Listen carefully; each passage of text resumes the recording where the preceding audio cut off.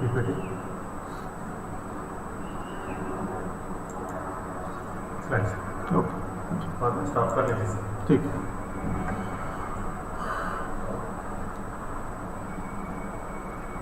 Okay, good morning, my dear friends. We will be continuing our lecture on poliomyelitis. Unfortunately, last Monday, the systems were down. Technology also has its problems, and the technology is today helping us in many ways. A lot of people working from home, which would not have been possible some time back. But now most of the people are working from home, and technology is good, but technology also can create a disaster if we do not look at it properly. Okay, so we were discussing about polio, and we had covered as to the various aspects of polio, what is the polio virus, what is the how the disease progresses, and we also talked about the two vaccines which we have for polio. Let us now go into a little bit more of detail regarding polio. Okay. Let us be very clear about one thing. Now, people keep on talking nowadays about various aspects of herd immunity. I was just talking to my postgraduate a few minutes back, and talking about herd immunity. There is no disease in the world which has been eliminated by herd immunity due to natural infection. So if we expect today that COVID is going to spread so well, and then suddenly you will find that there is a herd immunity which is there in the community, it is not going to take place. Poliomyelitis was eliminated from our country by immunization, and the vaccine which we used was the oral vaccine.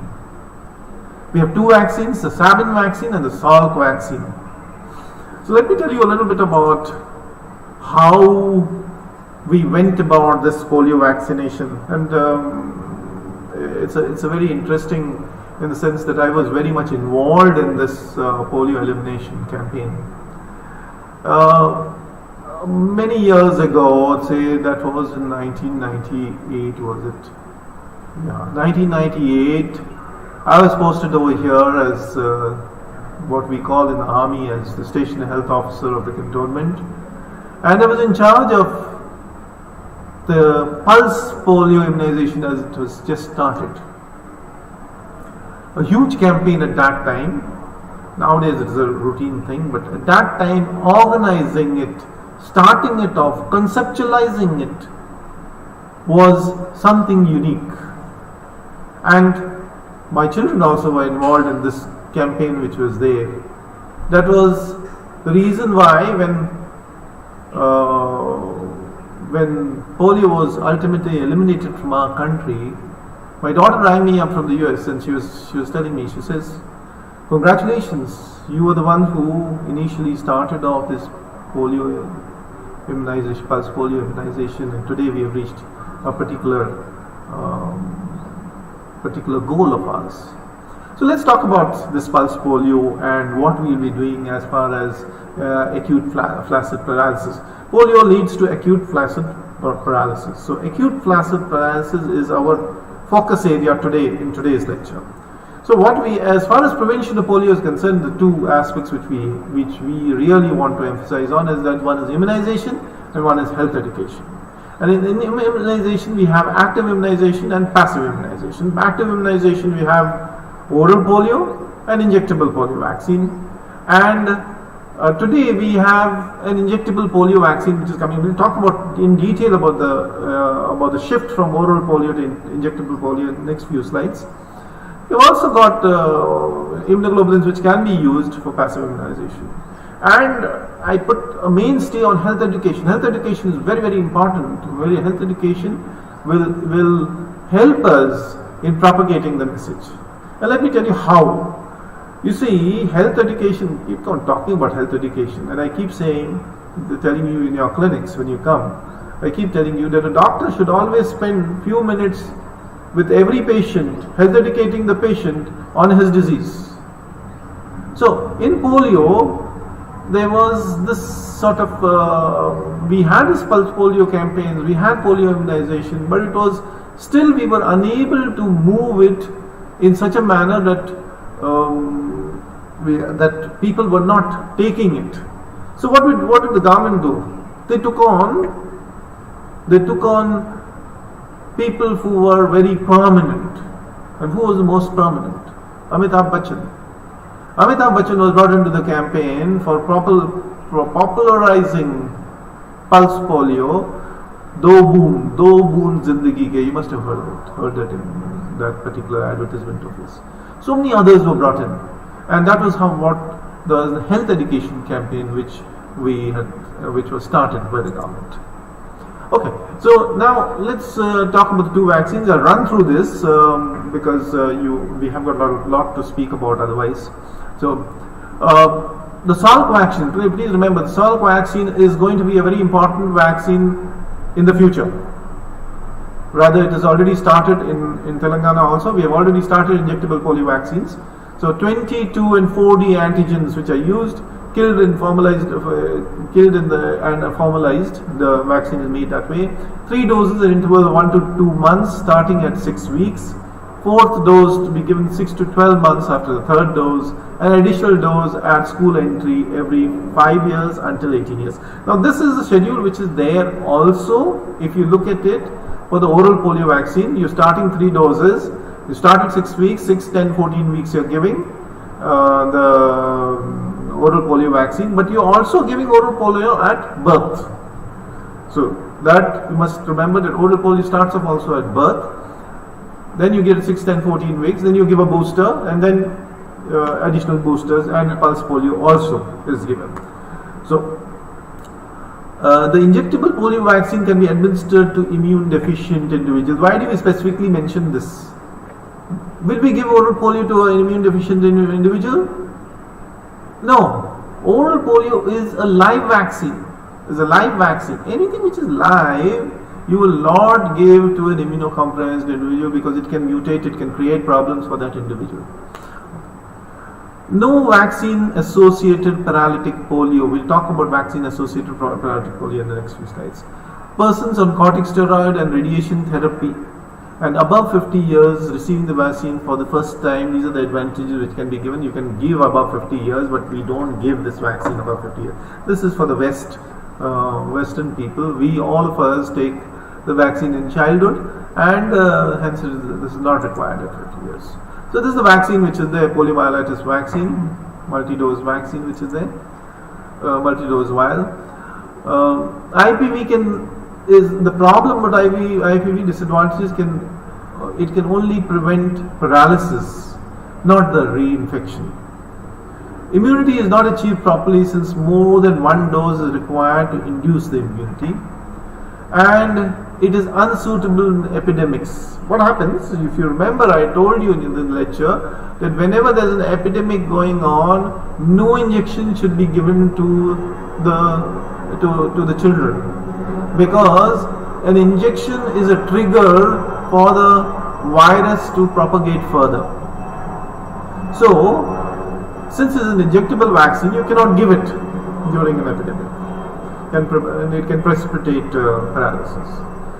So now the improved vaccine which has come, which is the 4832D antigen units, and there's increased potency and better antigen stabilization, and they are looking at a quadruple vaccine along with DPT, but we have already got a pentavalent. If you remember, there is a pentavalent vaccine which is there.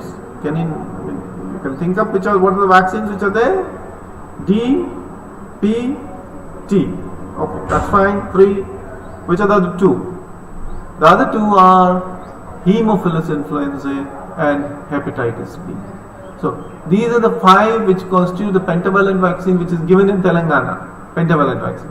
But can we add a 6th one? It becomes very difficult to add so many vaccines together, because it creates a problem as far as the body immune system is concerned. Okay. Now let's talk about the oral or sabin vaccine also a little bit. There is a live attenuated virus from human diploid cell cultures on primate monkeys, and the vaccine, it is the vaccine of choice for the eradication of polio. We have been using it for years now, and this vaccine, I seem to have missed out on a particular one slide at least. Okay, I hope it has not gone beyond. Okay. Anyhow, the oral polio vaccine which is there is one which is used in many situations. I seem to have put this, you might get the second slide of the sabin vaccine a little later. So, this vaccine is used and is very useful. Why is it? It's a live vaccine.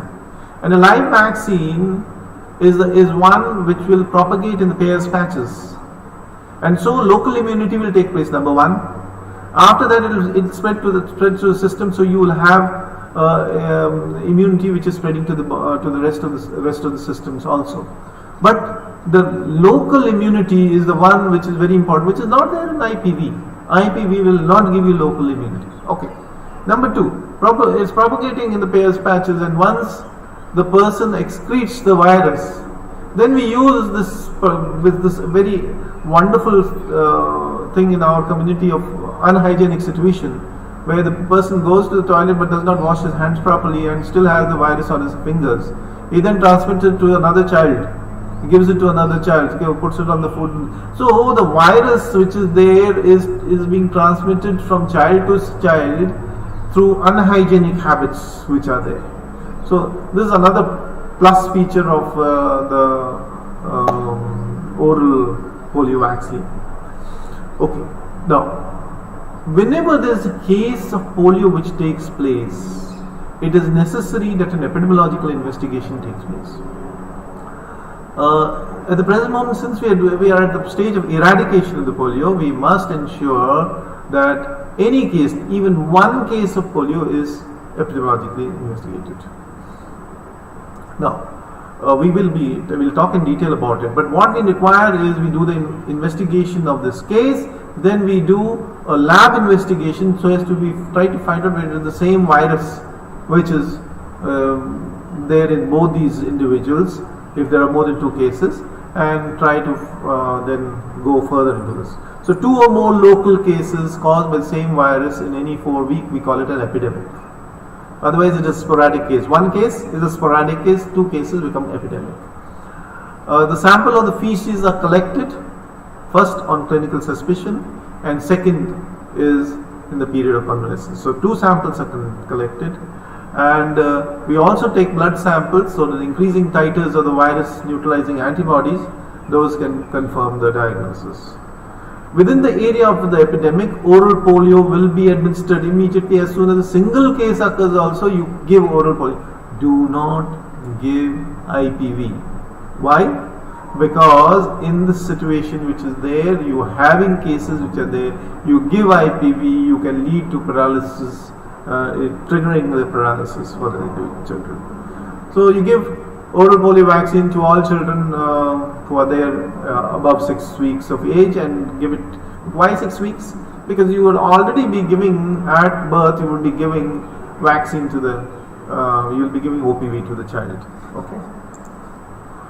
Okay. Now the eradication strategy is, the goal is defined as number of cases of clinical poliomyelitis associated with polio virus, and number of wild polio virus found worldwide despite intensive efforts to do so. So what basically we are looking at is not only controlling the virus which is there in the person, it should be not there in the community. That would be eradication. Community in the sense in the sewage samples, etc., in water. We must ensure that there is no what is this wild polio virus? Wild means a virus which is spreading in the community. It's wild. While there is another virus which is there, which will be coming from the vaccine associated poliovirus. We'll talk about it.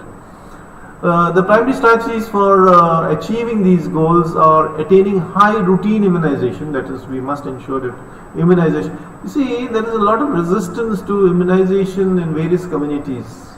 I always speak very openly, so let's put it this way: there was resistance from the Muslim community for oral polio vaccine immunization, especially in places like UP and Bihar. We had a lot of resistance which took place, and that is a place where we used Shah Rukh Khan, we used Amitabh Bachchan to propagate the message. We got hold of Maulvis, we trained them, we showed them what is the problems which are there, how the community will be benefited, and they propagated the message from the masjids, and that is how we managed to.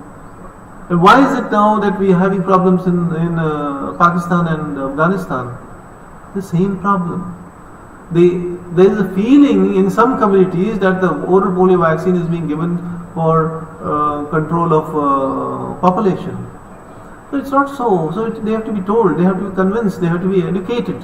Very important. The education, health education is very important, which is there. So attaining high routine immunization is important. National immunization days are done, pulse polio immunizations, and acute flaccid paralysis surveillance is to be done. And very important is the mopping up of immunization, which, you do a pulse polio. After you do a pulse polio, you go house to house to check whether every child has taken the polio vaccine. If he has not taken, you give the drops at that particular point. So that is door-to-door campaign which is there. That's a mopping up of immunization. Okay. In India, what we are doing is pulse polio immunizations every year, routine immunization, monitor OPV coverage at district levels, improve the surveillance of acute flaccid paralysis, rapid case investigation and collection of samples, of stool samples, follow up of all cases of acute flaccid paralysis. Earlier we used to not follow up these acute flaccid paralysis for long, but now the policy is to follow it up for 60 days. 60 days you follow it up, and you take samples, stool samples of the person, and conduct outbreak control. So another is very important is to do a line listing of cases. Line listing means you find out one case is there, now this case has resulted in the second case.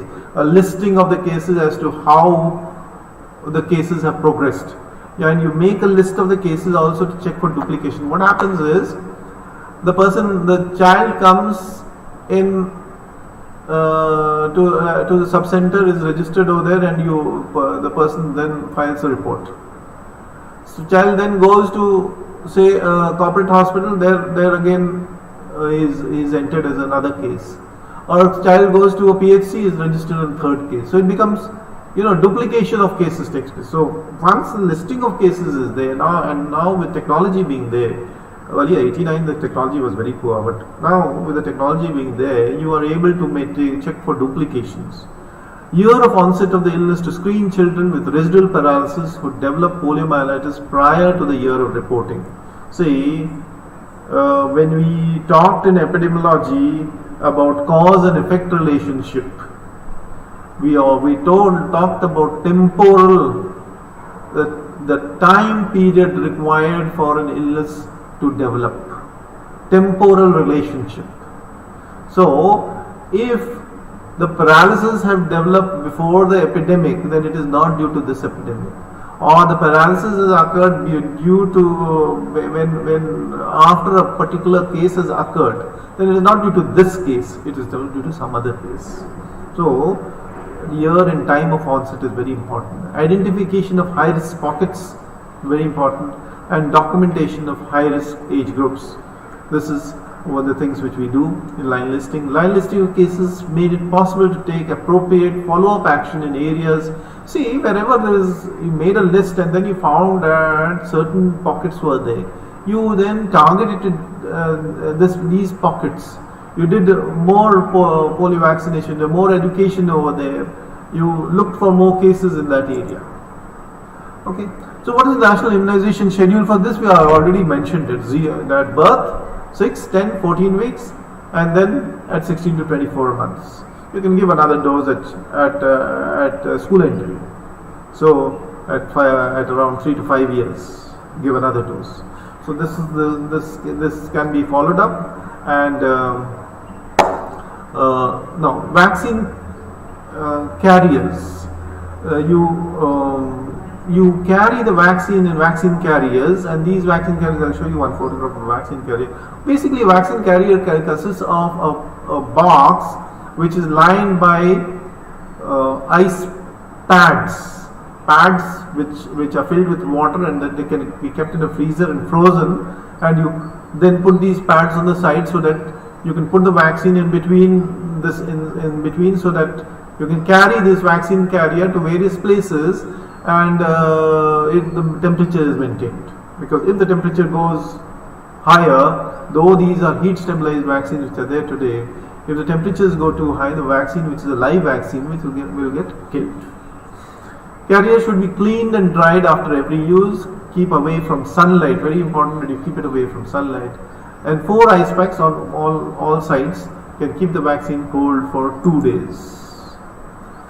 The pulse polio immunization is a mass immunization campaign under the supplementary immunization activities, and this pulse polio immunization is over and above normal immunization. Suppose the person, when you're doing a pulse polio immunization, the mother comes and says, my child has received a polio vaccine just about 5 days ago.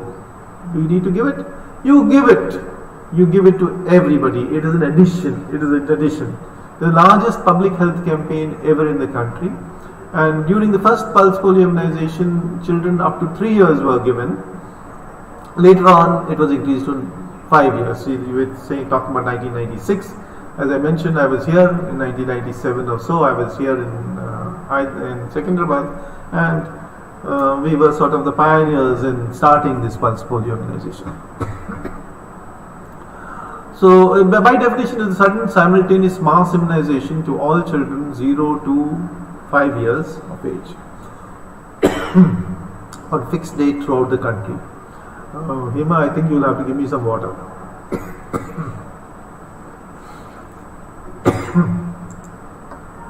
Yeah, my PGs attend the lecture, so I hope you people are listening also.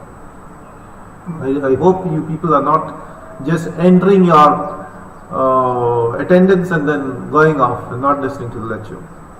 Okay.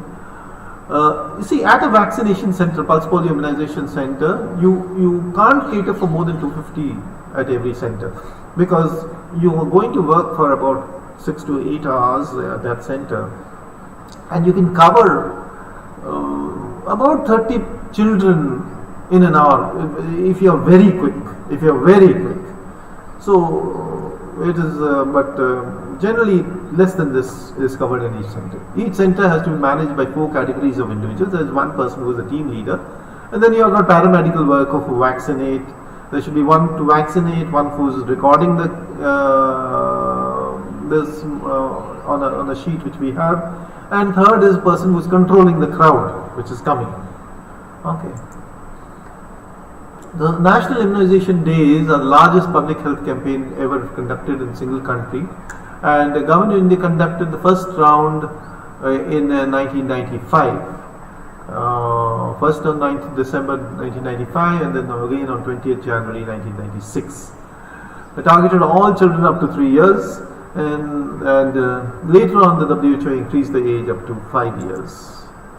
The term pulse has been added to describe the sudden, simultaneous mass administration of oral polio on a single day to all children 0 to 5 years of age, regardless of their previous immunization.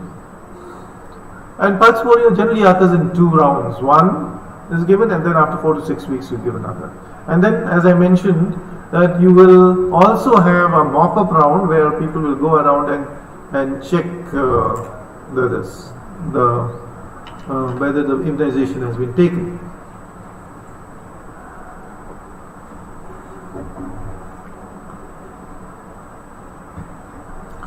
These doses are extra doses, and they are over and above the immunization services.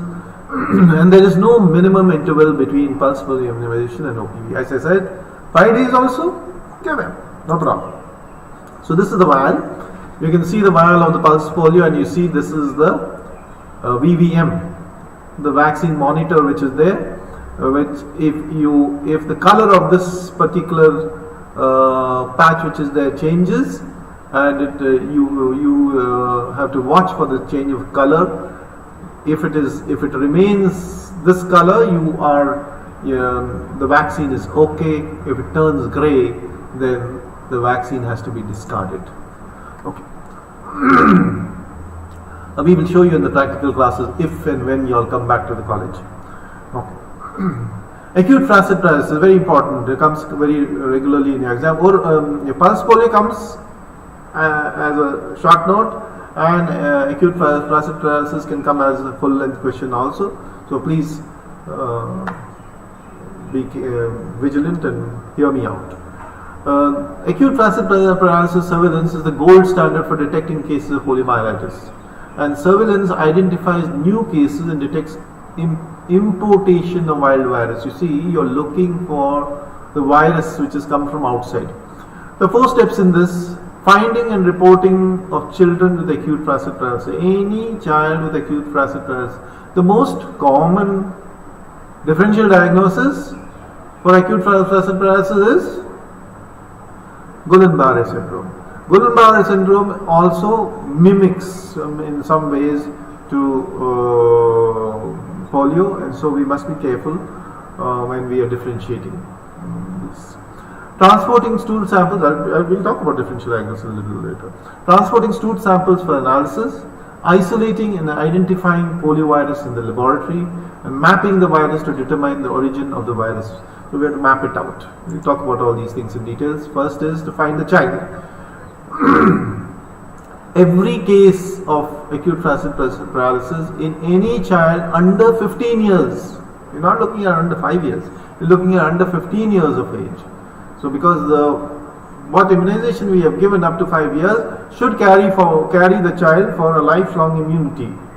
So number of acute flaccid paralysis cases reported each year is used as an indicator of the country's ability to detect.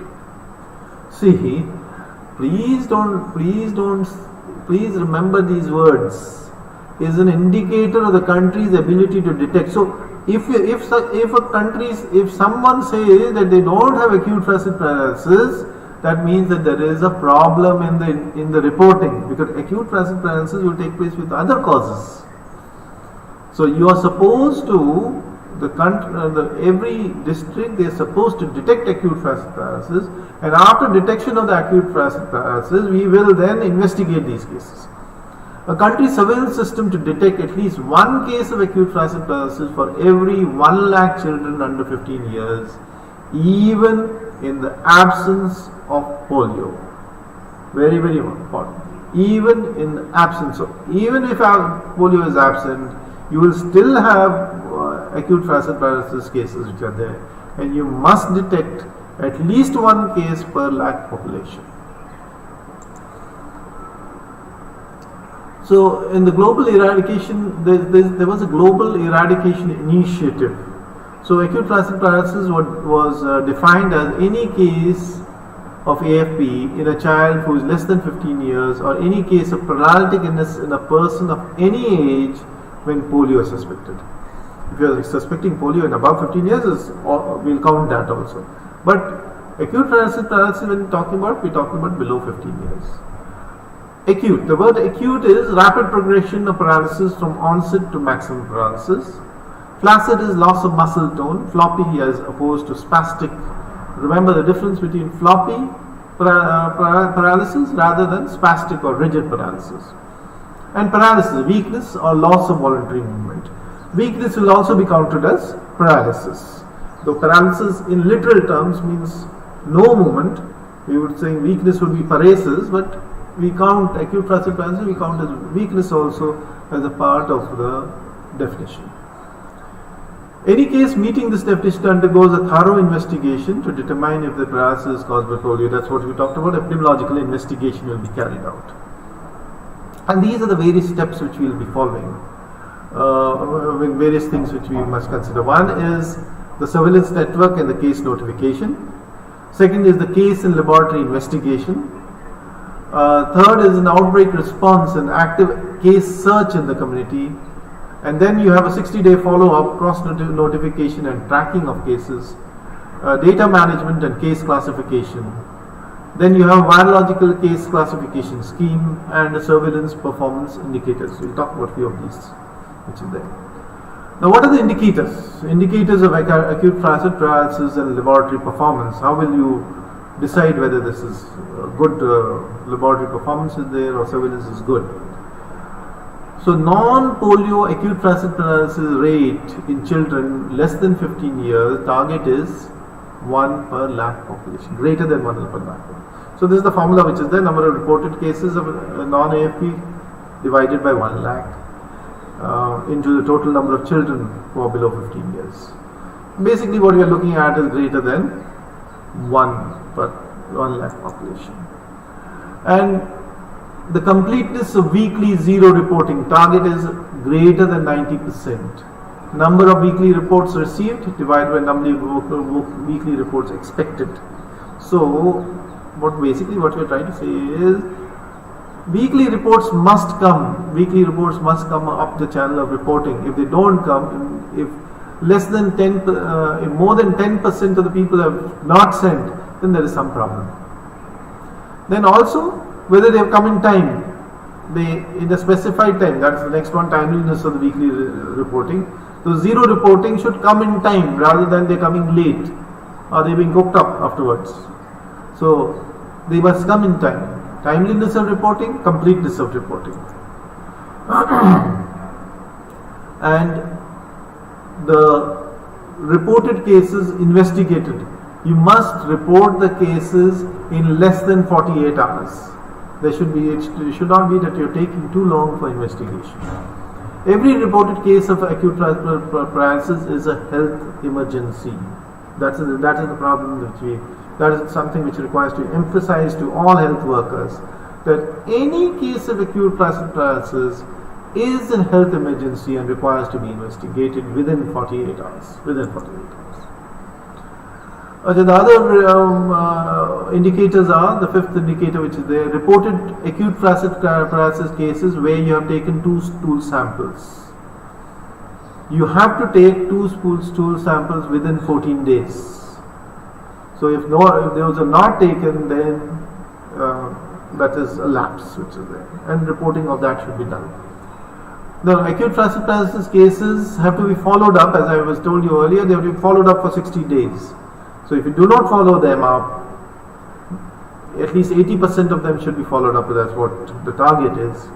And what are the follow-up which it requires? One is that you should take stool samples. So if inadequate or no stool samples are taken, or isolation of the vaccine virus from the stool is not carried out, or isolation of the wild virus from the stool is not carried out. You see, what we are looking at is acute if these people who are there, if you isolate their virus in the stool, then we are looking at then you're doing a good follow-up of the case. Okay. Specimens should arrive at national laboratory less than 3 days after being sent. Within 3 days, it should reach the laboratory. You're packing it in ice and sending. If it takes more than 3 days, your ice, and everything is going to go for 6. Now, of course, the systems are much better. We are transferring them in refrigerated vans and things of the sort. Things have come up because we get very few cases of acute flaccid paralysis, and so we can possibly transmit the samples better. Also, when they reach the laboratory, they should be in good condition. Frozen ice packs are used, and you have a temperature indicator which is there, so that an indicator should show that throughout the trip it has remained at 8 degrees. What is it that we use? We use certain various dial thermometers, etc., which can show temperature which is there. We fix it in the container, and the maximum and minimum temperatures are recorded by that thermometer. The specimen volume should be adequate. There should be no leakage or desiccation, and appropriate documentation should be there. The turnaround time should be 28 days between specimen receipt and reporting of results. The complete investigation should take place within 28 days. And stool specimens from non-polio enteroviruses also should be isolated. You should try and isolate them. There's a checklist which is there in your book also. You can go through this, which covers various things which require to be put up in a checklist, whether the clinical diagnosis, lab confirmation, type of virus isolated, number of deaths from paralytic polio, number of paralytic cases of polio by age, contacts, description of field investigation. This is a complete list of what you would do. Now, very important to know how we will transport the samples for analysis. As I said, polio is very difficult to differentiate differentiate polio from Guillain-Barré syndrome, transverse myelitis, or traumatic neuritis. They should be reported in 48 hours. The sample should be taken. 2 specimens within 24 to 48 hours apart should be taken. Sample should be refrigerated and packed in ice and then sent off.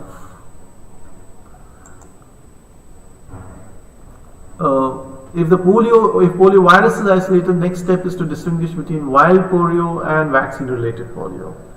If wild polio virus is isolated, then you have to identify which of the 2 surviving types of wild virus strains is involved. Okay, and then with a genomic situation which is there, Hema, please tell her that we will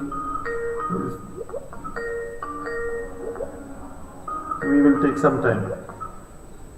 It is 11:12, so tell her 11:30 only will.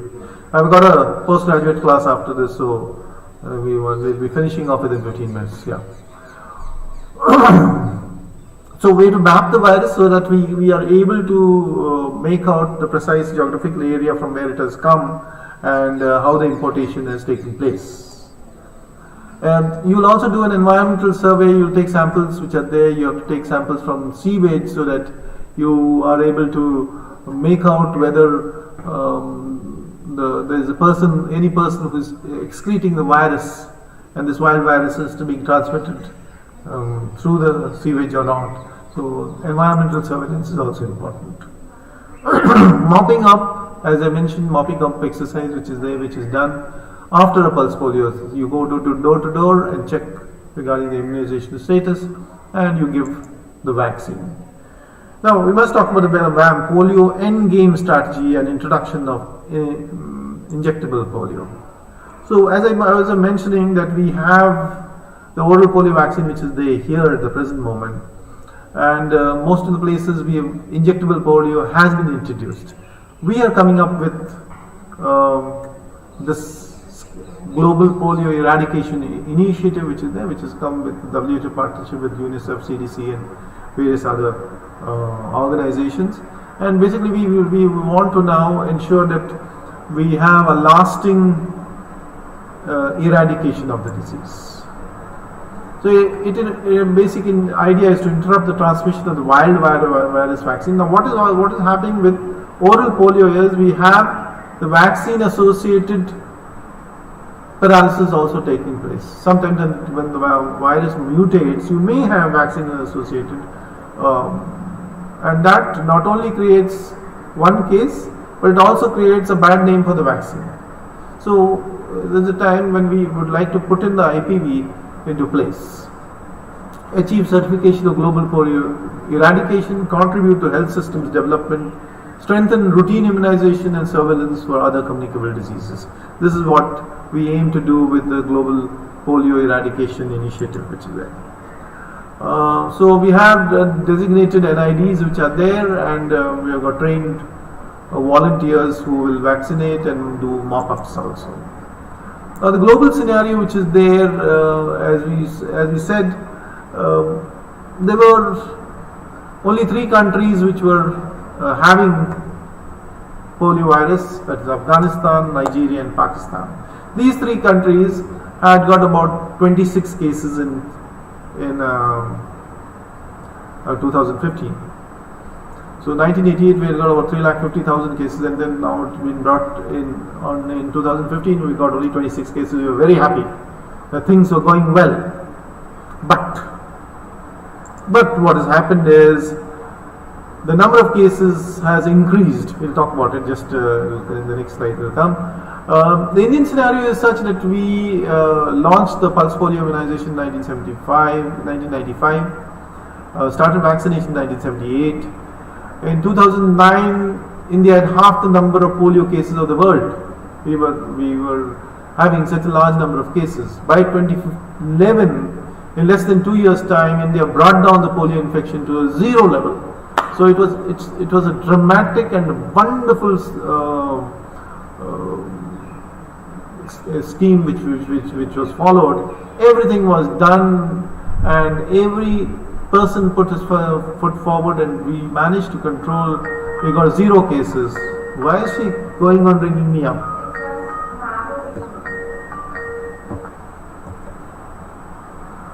So India's last reported polio case was a 2-year-old girl in Howrah district of West Bengal on 13 January 2011.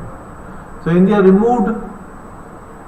was removed from the list of polio endemic countries in 2012, and Southeast Asia region was declared polio free on March 27, 2014. However, that didn't include Pakistan and Afghanistan.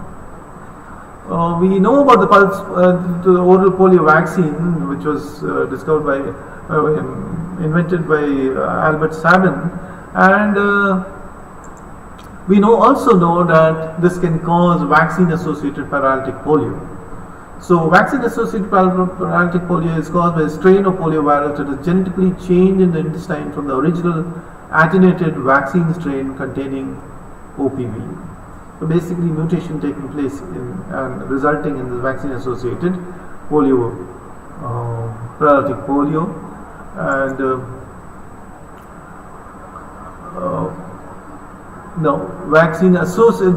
vaccine-derived poliovirus. We'll talk about the different types of vaccine-derived polioviruses, which is the rare strain of poliovirus, genetically changed from the original strain contained in oral polio, and contains a type 3 strain followed by type 2 and type 1. So there are two different types of it. One is a circulating vaccine-derived poliovirus associated with sustained person-to-person transmission and is circulating in the community. So that is circulating vaccine-derived polio vaccine virus.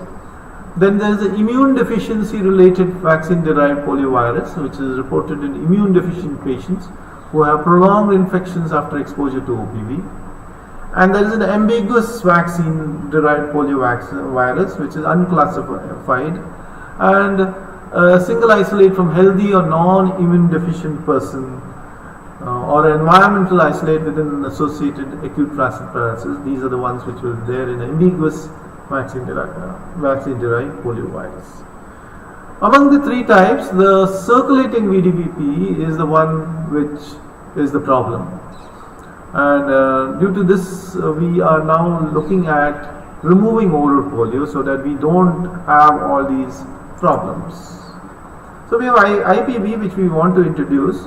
There is no risk of having a circulating vaccine derived polio virus through IPV because it's a killed vaccine. So the only problem is it has humoral immunity but no gut immunity. Okay. So on 26th May 2012, the World Health Assembly declared the completion of the poliovirus eradication to be a programmatic emergency for global public health. And we have this polio eradication and endgame strategy 2013 to 2018. The objectives were basically, the objective is to remove the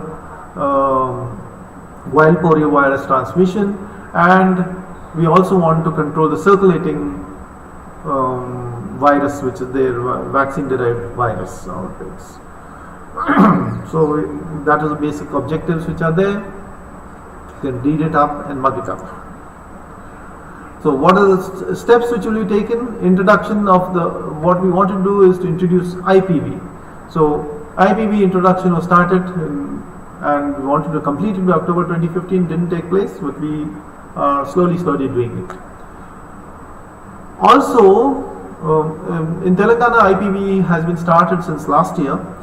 So in that we will be using, also what we will be doing is, from the oral polio vaccine having three types of viruses, 1, 2, 3, we are going to have a B-OPV, that is bivalent OPV, only the 1 and 3 strain. The number 2 strain is the one which was creating all the problems. So we would be removing that. So we'll be so this is what we are working at. We wanted to finish it off by 2015, but it has spread out till 2019. 2019 we have covered the complete country with IPV. What is the rationale? The primary purpose of introducing IPV into this thing is to boost population immunity against type 2 virus, and after the planned global withdrawal of OPV2, we will switch on to from TOPV to BOPV. Okay, and then after that we give an IPV, which will. So the switch which is there, these all slides are repetitions. Basically, we have basically the whole thing is from TOPV we are moving to BOPV, trivalent OPV to bivalent OPV, and we are introducing IPV. So when will this IPV be given? IPV will be given at 14 weeks of age, because it provides an optimal balance between vaccine efficacy and early protection. Remember, we are not doing away with OPV at present. OPV will continue as BOPV, but we are introducing IPV now. Subsequently, when we are sure that there is no requirement of a local immunity at the Bayer's patches level, then we will possibly withdraw OPV and leave only IPV. But currently OPV is also continuing and IPV is also continuing. Okay. Storage temperature, IPV is freeze sensitive vaccine, so you cannot put it in the freezer. Stored at +2 to 8 degrees, and maximum of 1 month is recommended for storage of IPV in a health facility. The shake test which we do in OPV is not applicable to IPV, as there is no aluminum adjuvant which is there. And important thing is that the contraindications. You see, IPV we are killing the vaccine through using some substances and also using some antibiotics. So the antibiotics which are there are streptomycin, neomycin, and polymyxin B. So please, we must ensure that there is those who have allergy to streptomycin, neomycin, or polymyxin, traces of which will be there in this vaccine, which should not be given IPV. Age group we've already mentioned. We give it in the mid-thigh, and immunogenicity will develop as when the maternal antibodies are going off. So that's the reason why we do not give IPV early. Maternal antibodies will be there for about 14 weeks. So we will give it after that, so that maternal antibodies do not interfere with the immunity.